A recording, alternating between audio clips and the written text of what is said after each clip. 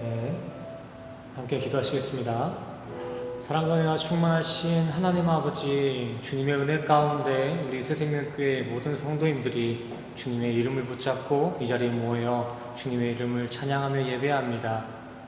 예배 가운데 우리 성도들 모두가 한 마음 한 뜻으로 온 마음과 정성을 다해 주님 앞에 예배 드리오니 우리의 이러한 전심이 세상의 예배의 의가 되지 않게 하시고 온전히 주님의 영광과 기쁨이 되는 신령과 진정된 예배로 우리의 예배를 인도하여 주시옵소서. 예배의 모든 순서를 주님 앞에 맡깁니다. 함께 하실 주님의 은혜에 먼저 감사드리며 예수 그리스도의 이름으로 간절히 기도드렸습니다. 아멘. 오늘 본문 말씀은 마태복음 7장 21절입니다. 마태복음 7장 전체를 봐야겠지만 오늘 중심 구절을 마태복음 7장 21절 한 구절만 우리 함께 읽도록 하겠습니다. 마태복음 7장 21절 제가 대독하겠습니다. 나더러 주여 주여 하는 자마다 다 천국에 들어갈 것이 아니오 다만 하늘에 계신 내 아버지의 뜻대로 행하는 자라야 들어가리라. 아멘. 할렐루야. 오늘 본문 말씀 설교에 들어가기 앞서서 저는 우리 성도님들에게 질문 한 가지, 복습 겸 질문 한 가지를 이렇게 나눠보도록 하려고 합니다. 우리 성도님들은 신앙생활이라는 것을 어떻게 정의하고 계신가요? 신앙생활. 한번 대답해 보셔야 돼요. 제가 한번 이런 상황을 가정해 볼게요. 우리 신자들끼리는 신앙생활 하면은 어떤 추상적인 개념이나 어떤 관념으로서 뭐 설명할 것도 없이 서로가 딱딱딱 들어맞게 얘기가 됩니다. 하지만 이러한 사례가 아니라 믿지 않는 사람들, 아직 교회에 나와보지 않는 사람들에게 그 사람들이 우리에게 다가와서 성도님, 장로님, 우리 목사님 신앙생활 하는데 그 신앙생활이라는 것은 도대체 무엇을 의미하는 것인가요? 이렇게 물어온다면은 우리 성도님들은 그 질문에 어떻게 대답을 하시겠습니까? 보통 이 썬데이, 일요일이라고 부르지 않고 주일이라고 구별하여 부르고 교회에 나가 헌신하고 봉사하며 헌금 드리는 그 행위들, 그 순서들을 신앙생활이라고 정의를 합니다. 하지만 지난주 우리가 함께 나눈 그 설교에서는 신앙생활을 그렇게 소극적으로 제한하여 정의하지 않았던 것을 우리는 기억할 수 있으실 것입니다. 물론 헌신하는 것, 봉사하는 것, 헌금하는 것 이러한 모든 것들은 교회를 유지 보수하는데 교회가 이어져 가는데 정말 중요한 부분인 건 맞습니다. 신앙생활의 일부분이 맞죠. 하지만 이 신앙생활이 일주일에 하루, 그 하루만 주일이라 구별되어 주님의 날로 지켜진다거나 어떠한 형식이나 순서들로 정형화되어진 하나의 종교 행위로서만 여겨져서는 안 됩니다. 충분하지가 않아요. 신앙생활의 그 바운더리, 그 신앙생활의 그 영역이 주일이라는 딱 하루, 헌신 봉사라는 행위, 헌금이라는 순서 정도로 그 신앙생활의 의미가 좁혀져서는 안 된다는 것입니다. 지난 설교의 결론이자 오늘 질문에 합한 대답은 이렇습니다. 신앙생활이란 하나님의 손을 붙잡은 이들, 그 우리 성도들의 삶 자체가 신앙생활입니다. 저렇게 죄로 더럽혀져 있는 인생 가운데 주님의 손을 붙잡고 밖에 나와서 사는 그 성도의 삶, 그 삶 자체가 신앙생활이라는 거예요. 일주일에 어느 하루만을 주일로 구별하는 게 아닌 성도로서 이 육을 입고 살아가는 모든 삶의 여정들, 삶의 역사들이 신앙생활의 영역이라는 것입니다. 지난 본문 로마서 12장에서는 이러한 신앙생활을 어떻게 기록했는지 기억하시나요? 바울은 이러한 성도의 신앙생활을 내 몸으로 전 영역으로 드리는 산 제물 영적 예배다라고 기록하였습니다. 자, 그렇다면 다시 한번 우리 성도님들과 질문 하나 나누길 원합니다. 지나온 한 주간 정말 신앙생활 하셨습니까? 묻는 거예요. 신앙생활에 대한 정의를 묻는 게 아니라 우리 성도님들 이 한 주간 신앙생활 하셨냐고요. 정말 나는 죽고 주님의 생기로 살아간다는 그 산제물의 고백과 같은 한 주를 넉넉히 누리셨나요? 치열한 경쟁 사회 속에서도 복음을 수호하며 이러한 산제물, 영적 예배의 한 주를 사신 성도님의 신앙생활이 세상에서는 조금 미련할 수도 있어요. 더 나은 것, 더 좋은 것을 취할 수도 있는데 나는 산제물, 영적 예배의 삶을 살고 있기 때문에 더 많은 것을 취하지 못하는 그런 미련함으로 비춰질 수도 있겠지만 하나님께서는 우리의 삶의 주인이신 그 하나님께서는 그러한 성도님들의 미련한 한 주를 세상 무엇보다 기쁘게 여기실 줄 믿습니다. 오늘 본문 말씀으로 한번 돌아가 보겠습니다. 마태복음 7장 27절 말씀이죠. 오늘 본문 말씀 한번 같이 읽어볼까요? 같이 시작. 나더러 주여 주여 하는 자마다 다 천국에 들어갈 것이 아니요 다만 하늘에 계신 내 아버지의 뜻대로 행하는 자라야 들어가리라. 아멘. 오늘 본문 말씀은 우리가 신앙생활을 임하는데 그 영적 예배의 삶을 살아가는 데 있어서 너무나 중요한 역할을 하는 구절입니다. 조금 우리가 이해하기 쉽게 의역해 보자면 당신들이 나 예수를 주인님이라고 아무리 불러도 하나님의 의도대로 행하지 않는다면, 하나님의 의도대로 살지 않는다면 그건 말짱 꽝입니다. 혹시 이 구절 말씀이 예수를 주로 시인함과 하나님의 뜻을 이렇게 대적하는, 충돌하는 그러한 구조로, 대립의 구조로 이렇게 보고 계신 분이 계신가요? 제가 이번에 이 말씀 구절을 연구하면서 정말 많은 사람들을 만났던 것 같아요. 몇몇 사람들은 의외로 많은 사람들이 예수를 주로 시인하는 것과 하나님의 뜻, 이 두 가지가 지금 대립되는 구조로서 마태복음 7장 21절을 보고 있더라고요. 물론 오늘 구절이 그럴 만한 오해의 소지가 있기도 합니다. 어떻게 보면은 그럴 만한 여지도 있는 것 같아요. 하지만 이 자리에서 분명히 말하지만 저 둘의 대립 구조는 올바른 진리의 시각이 아닙니다. 그리고 또 이 구절을 예수를 주로 시인하는 그 믿음보다 하나님의 뜻을 행하는 그 행위에 중요성을 두는 사람들도 있는데 그것 또한 잘못된 해석입니다. 왜곡된 거예요. 예수님께서는 지금 자신은 하나님의 뜻에 무관하며 행위가 중요하다 이렇게 얘기하는 게 아니라는 것입니다. 요한복음 14장의 말씀과 같이 예수는 하나님의 영광이 맞으세요. 그리고 요한 1서의 말씀과 같이 그의 존재, 예수라는 그 존재 자체가 하나님의 영광에 속한 것입니다. 예수님의 뜻과 하나님의 뜻, 하나님의 의도와 예수님의 의도는 이렇게 분리가 될 수 없다는 것입니다. 또한 로마서 10장 9절 말씀에서도 이를 확실하게 증거해주고 있습니다. 10장 9절 말씀은 우리 같이 한번 읽도록 하겠습니다. 시작. 내가 만일 내 입으로 예수를 주로 시인하며 또 하나님께서 그를 죽은 자 가운데서 살리신 것을 내 마음에 믿으면 구원을 받으리라. 아멘. 아까 마지막으로 나왔던 그 행위 구원을 이렇게 대응하는 에베소서 2장 말씀, 이 구절도 한번 같이 읽겠습니다. 8장 시작. 너희는 그 은혜에 의하여 믿음으로 말미암아 구원을 받았으니 이것은 너희에게서 난 것이 아니요 하나님의 선물이라. 행위에서 난 것이 아니니 이는 누구든지 자랑하지 못하게 함이라. 아멘. 성경 어디에서도 행위 구원을 주장하는 구절은 없습니다. 우리는 오직 하나님의 선물, 카리스, 그 은혜로서 구원을 선물 받은 거예요. 자, 그렇다면 우리는 오늘 이 말씀을 그럼 도대체 어떻게 해석해 나가야 될까요?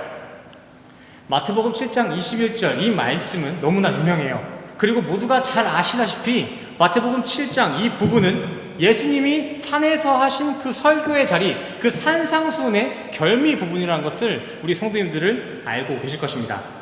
이 말은 즉슨 오늘 본문 구절에서도 이전에 산상수훈을 해석하고 팔복을 해석했던 그 해석의 시점을 가지고 오늘 말씀을 풀어 나가야 된다는 것입니다. 보이시죠?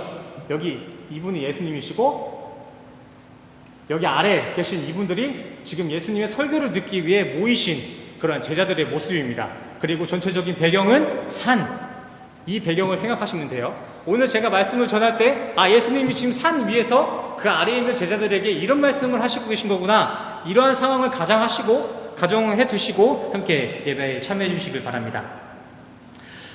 이러한 해석의 관점들, 시각들을 무시하고 성경을 그냥 무작정 글로만, 문자주의적으로만 대한다면 결국 우리는 예수 외에는 다른 복음은 없다라는 이 진리를 무시해버렸던 종교다원주의, 종교 대통합, 행위 구원과 같은 이단 사상에 빠질 위험에 놓이게 되어 있습니다. 요한복음 14장에 예수님께서는 내가 길이요 진리요 생명이라 말씀하셨습니다. 근데 우리가 문자주의적으로만 성경을 바라보게 된다면 그렇게 말씀하신 예수님의 말씀으로부터 벗어나게 된다는 거예요. 예수의 말씀으로부터 벗어나게 되는 것은 무엇을 의미합니까? 요한일서 2장 22절 말씀에서는 예수님에게 벗어난 자들은 곧 적그리스도와 같은 이들이다 라고 말하고 있습니다. 그러한 적그리스도인들은 결코 천국에 들어갈 수가 없지요. 한 줄로 정리하자면 막말로 성경을 어떠한 해석의 시점도 갖지 않고 무작정 그냥 진념만 가지고 역사책처럼 읽어 나가신다면은 그 사람은 나도 모르게 그 진념이 지옥으로 이렇게 빠뜨릴 수 있다는 것이죠. 그래서 그 산상수훈의 초점은 무엇인가? 그거에 대해서 전에 한번 나눴던 기억이 있는데 우리 성도님들 그 산상수훈을 해석해 나갔던 그 해석의 시점 기억하고 계신가요? 자, 오래돼서 기억이 안 날 수 있어요. 자, 하나님 나라와 은혜. 우리가 산상수훈을 함께 교제했을 때 그 산상수훈을 우리가 해석해 나갔던 그 시점은 하나님의 은혜와 하나님의 나라, 크게 이 두 가지였습니다. 근데 우리는 이 산상수훈뿐만이 아니라 모든 성경을 읽으실 때에는 한 구절 한 구절을 하나님의 나라와 은혜의 초점에 관통시켜서 읽어 나갈 필요가 있습니다. 성경에 나타난 기적과 이적들의 역사들, 신비, 그 모든 것들도 다 은혜의 관점, 하나님의 나라의 관점, 하나님의 시각의 관점으로 바라보셔야 된다는 것입니다. 이를 적용해서 오늘 구절을 의역해 나가 보도록 하겠습니다. 너희들이 나를 하나님 나라의 주님, 은혜를 주시는 주님으로 인지하지 못한다면은 너희는 하나님의 뜻에서 어긋난 것이며 그 하나님의 나라 천국에 또한 들어갈 수가 없다. 예수님께서 성육신하여 이 땅에 오실 그 큰 당시 AD 1세기경 유대인들은 로마의 지배 아래 혹독한 시간을 보내고 있었습니다.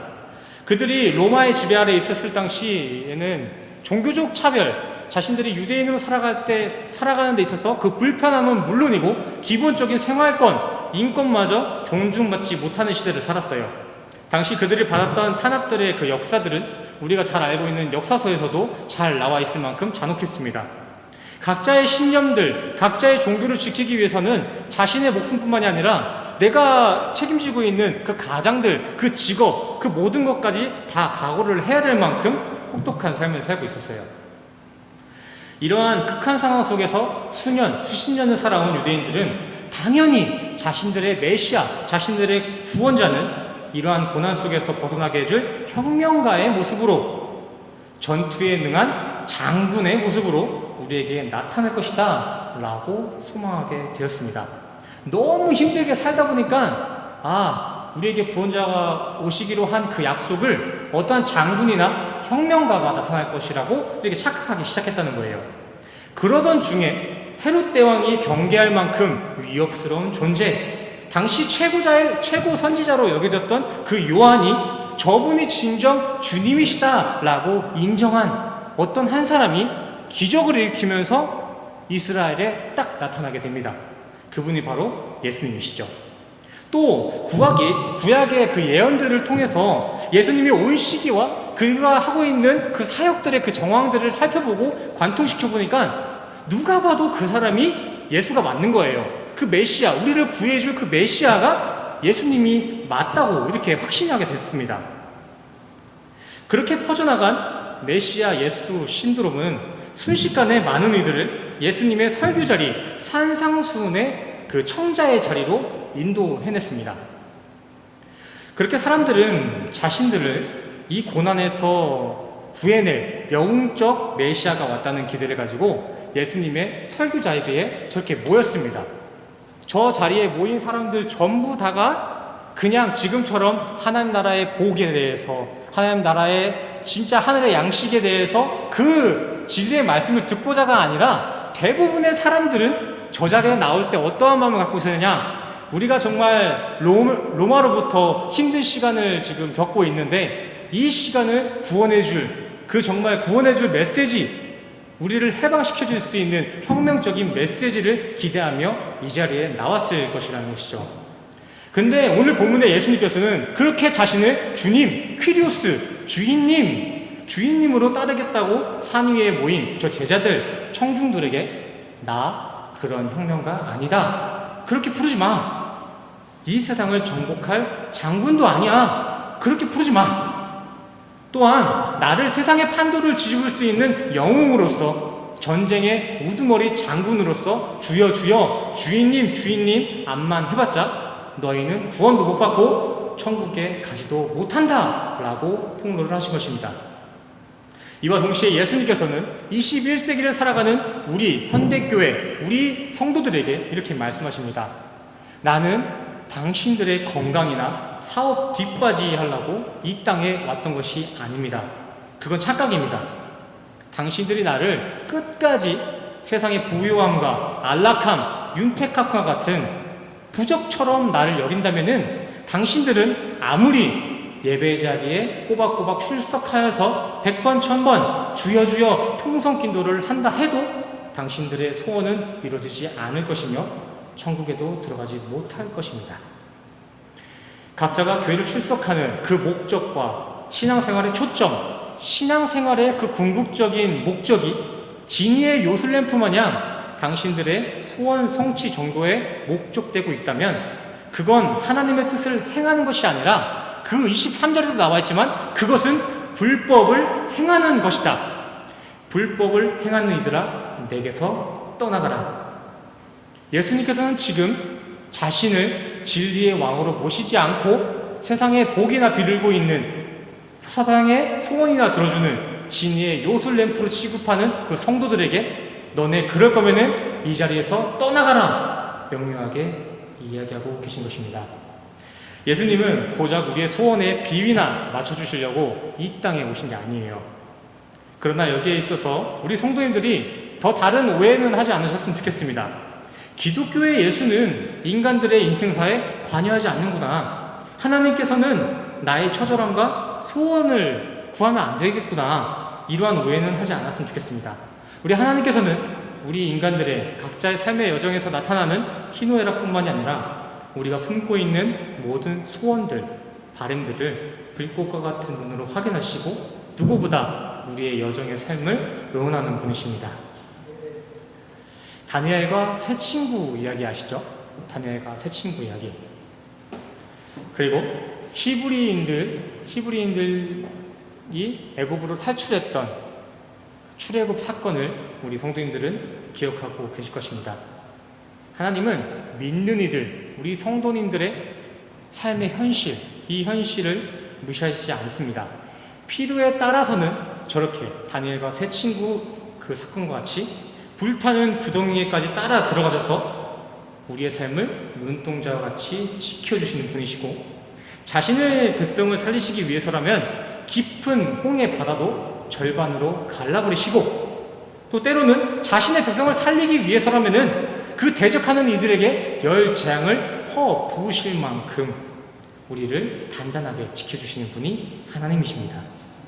또한 동방의 최고 갑부라고 불렸던 그 욥, 애굽의 총리로 사역했던 요셉, 이스라엘의 왕이었던 다윗, 역대급 최고의 지혜와 부를 누렸던 그 솔로몬과 같이 하나님께서는 그 상황에 따라서, 필요에 따라서 우리 성도들의 삶 가운데 최고의 부와 명예를 차고 넘치도록 하는 경우도 있습니다. 그러나 우리가 분명히 기억해야 될 것은, 하나님께서는 믿는 우리 성도들에게 건강이나 물질의 부요, 위기의 극복과 같은 세상의 안위, 소원들보다 더, 그것들보다 더 필요한 것, 그것들보다 더 영원하고 값진 것, 유한하지 않고 영원히 좋은 것으로 남을 수 있는 것, 그 더 좋은 것을 우리에게 주시길 원한다는 것입니다. 복음서에서 예수님께서 우리에게 아비의 마음으로 주고자 하신 것이 하나 있었는데, 그 좋은 것이 무엇이라고 말씀하셨죠? 니네 아비도 네 아들이 뭐 달라 그러면은 그렇게 잘해주는데, 진짜 하늘의 아버지인 내가 니들이 뭐 달라 그러면 그것만 주겠냐? 난 이것도 줄 거야! 이런 메시지가 있잖아요. 그때 예수님께서 그들에게 뭐라고 대답하시죠? 그 좋은 것을 누가복음에서는 성령이라고 합니다. 성령. 내가 너희에게 그것보다 더 좋은 거 줄 거야. 그것을 누가복음에서는 나는 그것보다 더 좋은 성령을 너희에게 줄 것이다, 이렇게 말씀하셨습니다. 성령으로 말미암은 하나님 백성의 천국 입성, 영생.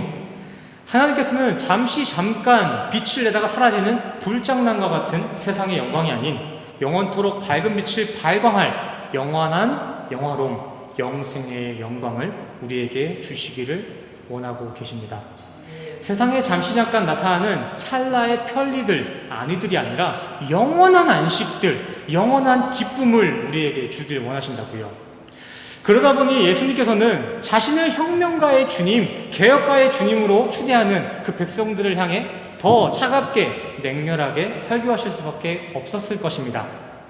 오해할 수도 있잖아요. 아니, 당연히 힘들었으니까 그 예수님을 혁명가로서 볼 수도 있잖아요. 나 같아도 그럴 것 같아요.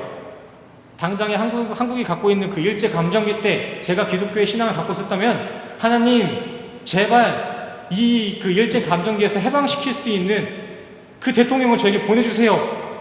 그랬는데 어느 날 갑자기 기적을 일으키면서 메시아의 모습을 가지고 우리 앞에 한 사람이 딱 나타납니다. 그때 우리는 과연 그분을 혁명가, 장군의 모습으로 여기지 않았을까요? 충분히 우리는 오해할 수 있고 그럴 만한 여지가 남아 있습니다. 하지만 예수님께서는 인간의 그 미래를 미리 아시는 것입니다. 예언의 말씀이에요. 인간에게 그 시작점이 잘못되어 있다면은 끝까지 예수를 오해할 거라는 것을 우리 예수님께서는 잘 알고 계셨던 거예요. 지금 나를 혁명가로 불러라, 나를 장군으로 대해라, 이렇게 한마디 양보해서 건네준다면은 10년이 지나고 100년이 지나고 나중에 1000년이 지나서는 결국에 나는 진리를 전해주는, 영생을 전해주는 예수가 아니라 나는 어려운 가운데 처해 있는 유대인들을 로마에서 구출해낼 그 예수로밖에 안 남을 것, 그 사실을 예수님은 미리 알고선 처음부터 그 냉렬한 설교를 하실 수밖에 없었던 것입니다. 예수님을 세상의 왕으로 추대한다고 해서 과연 예수님이 기뻐하실까요? 예수님이 천국에서 그 왕의 권세를 누리지 못해서 이 땅에 내려오신 거 아닙니다. 절대 아니에요. 예수님의 목적은 세상의 왕보다 더 나은 것, 더 좋은 것, 영원한 천국으로 우리를 구원하기 오신 생명의 주님이십니다. 그렇게 예수님은 오로지 인간의 영생을 목적하시고 계셨기 때문에 세상의 모든 죄를 짊어지시고 가장 낮고 추악한 모습의 그 십자가 사형 또한 순종하실 수 있었던 것입니다. 신이신 예수가 십자가를 진 이유는 우리에게 영생을 주는 게 그 땅에 그 오신 목적이기 때문에 그는 그 십자가 사건을 미리 예언하고 그 뜻을 겸허히 받아들인 거예요. 앞서 말씀드린 바와 같이 하나님과 예수님의 뜻은 분리되어 있지 않기 때문에 예수님이 그 자리에서 고난을 받으실 때 하나님도 마찬가지로 함께 고난을 받고 계셨을 거예요. 신천지에서는 그러한 예수의 결론이 십자가로 죽음 맺었다, 예수의 결론은 십자가 죽음이다, 이렇게 얘기하면서 그렇기 때문에 예수는 실패한 아들이다 라는 주장을 펼치고 있어요. 예수님이 만약에 신이었다면은 당신들의 신은 십자가에 매달리지 않고 그렇게 실패하지 않고 그 땅의 왕으로서 어떠한 단체의 종교 지도자로서 그 세상에 평안을 줄 것이다 라고 이야기하면서 예수님의 십자가를 조롱합니다. 하지만 예수가 십자가로 생의 결론을 맺은 사건이야말로 진정 예수님께서 하나님이 맞다는 증거입니다. 우리가 하나님의 섭리와 사랑을 인간의 언어로서 이렇게 온전히 표현할 수는 없겠지만 하나님의 사랑의 그 크기와 그 섭리는 우리가 겪은 바 그 최소한이 십자가의 사랑입니다. 십자가의 사랑. 주님이 우리를 얼마나 사랑하시는지, 어떠한 마음으로 우리에게 섭리를 허락하신지는 우리의 인간의 언어로서 온전히 표현할 수가 없습니다. 하지만 분명한 사실, 우리가 겪은 바, 성경을 통해서 우리가 인지한 바, 그분이 우리를 사랑한다는 것의 그 최소한의 그 범위는 십자가 사랑이에요. 자신의 독생자를 내어주실 만큼 사랑, 그것이 예수님의 최소한의 사랑이라는 것이죠. 주님께서 우리에게 주고자 하시는 그 은혜의 크기는 결코 세상살이의 윤택함이나 편리의 정도가 아니라 자신의 아들을 십자가에서 죽여야 할 만큼 방대합니다. 신앙생활, 교회생활을 이어가는데 이러한 은혜의 범위는 알지도 못하고 그저 예수님을 건강이나 지켜주고 물질의 복이나 챙겨주는 무당신으로 여기고 있는 이들이 있다면 예수님은 오늘날에도 똑같이 이렇게 이야기하실 것입니다. 그렇게 나를 바라보는 것은 하나님의 뜻이 아니다. 불법을 행한 자들아 이 자리에서 떠나가라. 저는 우리 성도님들의 각자 처해 있는 그 현실을 정확히 알지 못합니다. 정말 절박한 상황에 매일 눈물을 훔치며 사시는 분도 계실 거고 산더미처럼 쌓여있는 업무에 하루하루 이렇게 초조해하며 워커홀릭에 함몰된 삶을 살고 계시는 분도 계실 것입니다. 또 이와 반대로 매일과 같이 반복되는 평탄한 삶에 매너리즘을 느끼며 평탄한 고독 속에 계신 분들도 있으실 것입니다. 저는 우리 성도님들이 어느 상황에 계시든지 우리 성도님들이 너무 사회에 있어서 이 세상에 있어서 너무 낭망하거나 그 세상에 안주하지 않으셨으면 좋겠습니다. 세상에 시험 들어 죽음이 막 눈앞에 아른거릴 때가 있잖아요. 막 가끔 세상살이 정말 힘들다. 정말 사회생활도 너무 힘든데 사회생활을 끝마치고 집에 돌아왔어요. 집에 돌아왔는데 그 아내도 그 가족들도 저를 무시하고 정말 저를 힘들게 합니다. 그 상황에서도 너무 낭망하지 않으셨으면 좋겠습니다. 사회에서 무시당하고 가정에서 무시당한다 한들 그러한 낙오자의 인생 가운데서도 하나님께서는 불꽃 같은 눈동자로서 우리를 지켜주고 계심을 반드시 기억하셔서 우리에게 남아있는 인생의 여정을 주님과 함께 잘 이겨냈으면 좋겠습니다. 그리고 이와 반대로 세상의 흐름에 이 세상에 깊이 동요되어진 우리에게 주어진 이 광야 같은 삶에서 예수를 찾지 않고 이 광야 같은 삶에서 만족하고 안주하고 계신 분이 계시다면은 내가 누리고 있는 이 세상, 내가 누리고 있는 부와 풍요는 영원한 것이 아님을 항상 기억하시고 그 마지막, 우리가 육을 벗는 그 마지막에는 우리는 반드시 영원한 심판의 보응을 받아야 된다는 것을 항상 기억하시면서 두렵고 떨리는 마음으로 항상 주님의 섭리를 경외하며 살아가시는 우리 성도님들 되시기를 간절히 소원합니다. 올바른 말씀 생활, 그 말씀 생활이 없이는 올바른 신앙생활, 올바른 성도의 삶을 살아갈 수가 없습니다. 제가 계속해서 이렇게 성경을 읽으라고 성도님들께 숙제도 내고 계속 반복해서 말씀도 드리잖아요. 그 이유는 우리 인간은 이 말씀 없이 올바른 신앙생활을 이어갈 수 없기 때문이에요. 우리 인간이라는 존재는 태생적으로 죄를 품고 태어나기 때문에 자동적으로 죄의 메시지가 더 달게 들릴 수밖에 없어요. 자동적으로 하나님의 메시지는 기억의 상실과 함께 사라지지만 우리 죄의 본성은 아무리 오래되고 아무리 세월이 지나가도 사라지지가 않아요. 죄의 본성은 계속해서 곰팡이 마냥 확장해 간다는 것입니다. 그렇기 때문에 거기에 대한 해결책인 그 말씀 생활이 우리 성도님들께 반드시 있어야 될 줄 믿습니다. 지금은 이렇게 말씀을 들었기 때문에, 이렇게 설교를 함께 나눴기 때문에, 기독교의 예수님이란 생명, 영생을 주시기 위해 이 자리에 왔구나 라는 사실을 인지하고 있겠지만, 하루가 지나고 이틀이 지나고 일주일이 지나고 한 달이 지나고 그렇게 수년이 지나게 되면은 우리 인간들은 결국 다시금 예수님을 우리의 소원이나 들어주는 요술램프의 지니처럼 어떠한 무당 종교처럼 예수님을 바라볼 수밖에 없습니다. 부정할 수가 없어요. 올바른 말씀 생활이 없다면은 우리가 지금 주님을 찬양하는 이 예배 자리가 무당과 같이 토테미즘으로 변할 수밖에 없고 무당 종교로 변질될 수밖에 없습니다. 제발 말씀에 깨어서시는 우리 성도님들 되시기를 간절히 소원합니다.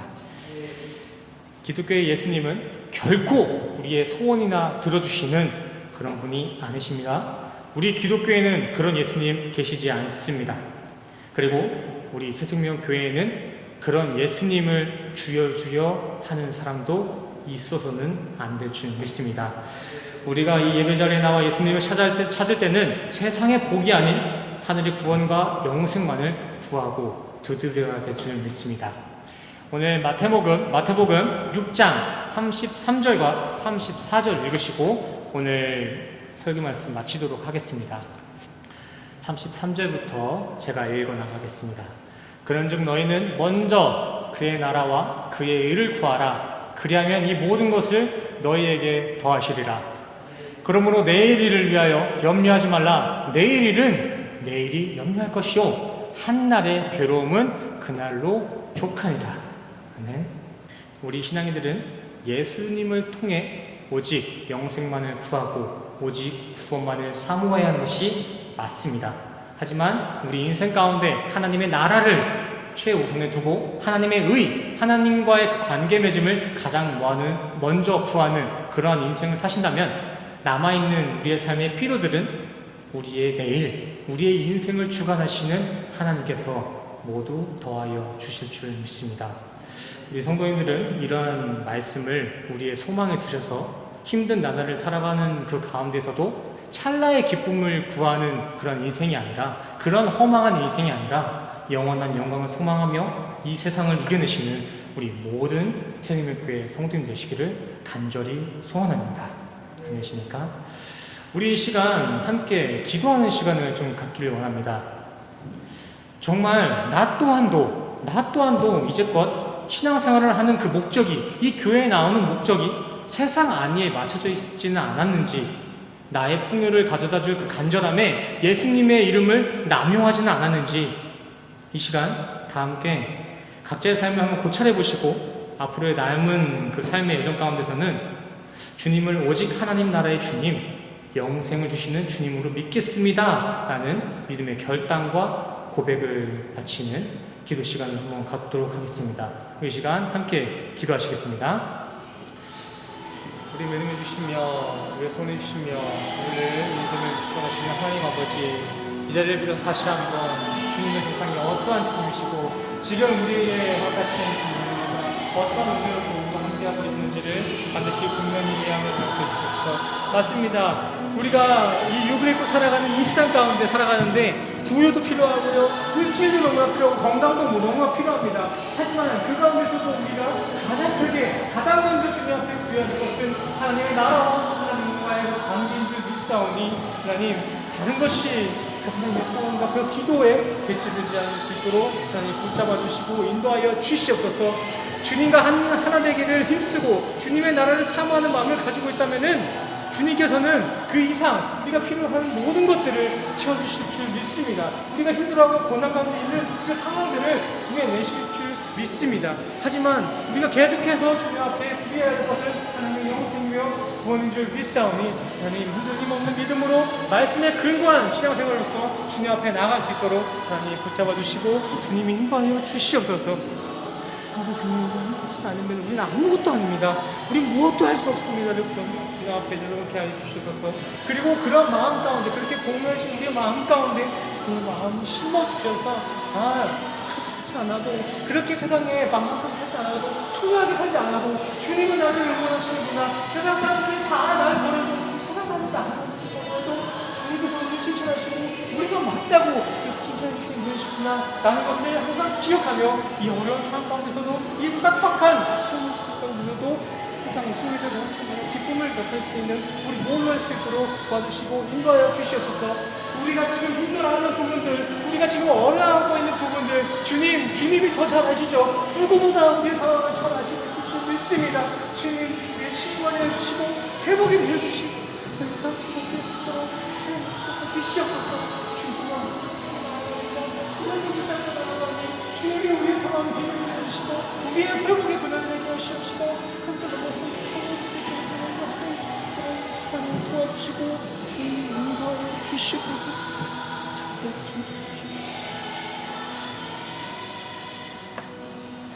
기도하시겠습니다. 영생의 주인 되시며 천국의 주인 되신 주님, 우리는 이제껏 주님을 오해했습니다. 주님을 우리의 소원이나 들어주는 신으로 오해했어요. 이러한 우리의 무지를 용서하여 주시옵소서. 주님의 긍휼로 우리를 덮어주세요. 우리에게 주어진 이 남아있는 삶의 여정 가운데서는 주님 당신을 진정 구원의 하나님, 영생의 하나님으로 믿고 따르려 합니다. 이 또한도 갈대와 같은 인간의 다짐과 고백이겠지만 주님께서는 우리의 연약한 고백 또한 성령으로 영생을 이루시고 구원으로 완성시켜 주실 줄 믿습니다. 우리는 그저 주님을 알아가는 것, 의지하는 것 외에는 아무것도 할 수 없습니다. 이러한 무능한 인생을 주님 앞에 의탁하오니 우리의 삶을 천국으로 인도하여 주시옵소서. 더하여 이 시간 주님의 의도에 감사하는 마음을 가지고 우리가 갖고 있는 물질과 마음으로서 봉헌하는 이들이 있습니다. 그들의 마음속 깊은 그 중심을 관찰하시고 드려지는 마음과 봉헌을 기뻐 받아 주시옵소서. 다시 한 주간을 살아갑니다. 이번 한 주를 살아갈 때에는 더 이상 무당종교의 신앙생활이 아닌 예수님의 이름으로 영생을 소망하는 참 성도의 신앙생활로서 한 주를 살아갈 수 있도록 끝까지 우리의 인생을 붙잡아 주시옵소서. 모든 것 주님께 맡깁니다. 우리와 함께 하실 주님의 은혜에 다시 한번 감사드리며 예수 그리스도의 이름으로 간절히 기도드렸습니다. 네. 우리 이 시간 다 같이 일어나셔서 가슴에 손을 얹으시고 함께 축도하시겠습니다. 축도하시겠습니다. 지금 우리 주 예수 그리스도의 은혜와 십자가에서 완성하신 주님의 사랑과 구원하심이 지금 이 자리에 모이신 모든 교회된 우리 성도님들의 머리 위에 지금으로부터 영원까지 함께 하시기를 간절히 축원합나이다. 아멘. 함께 주시옵소서. 주님만이 나의 주, 주님만이